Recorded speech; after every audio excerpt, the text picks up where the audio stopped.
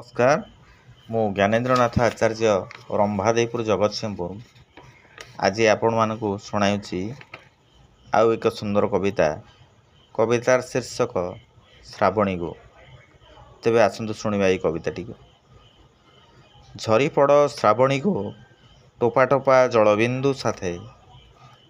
झरी पड़ श्रावणी गो टोपा टोपा जलबिंदु साथे। स्नेह चुमारे आंकी दियो धरा परे नैसर्गिक प्रेम अविरते। एकांत निरोला रातिरे शुणे तुम अंतरर कथा। एकांत निरोला रातिरे शुणे तुम अंतरर कथा। तुम कथा रोमांचित करे हरि निये मो सकल चिंता। श्रावणी गो तुमे एमिति आसुथाओ। श्रावणी गो तुमे एमिति आसुथाओ। तुम महकरे सभिंकु हसाओ। मौला उठरे मोर संगीतर स्वर भरी दियो।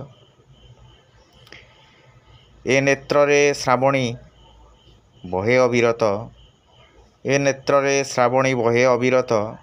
हसकांद भरा किछि कथा जहिरे मो स्वप्न विजड़ित। मने पड़े कथा अतीतर। मने पड़े कथा अतीतर। मधुर स्मृति जेते आनंद पुलक प्राणे।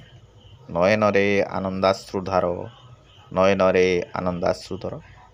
नमस्कार। कविताटी किपर लगला बहुत संख्यार मतामत देवे। एक लाइक शेयर और सब्सक्राइब करेंगे ये निवेदन कर रहुछि। जय जगन्नाथ।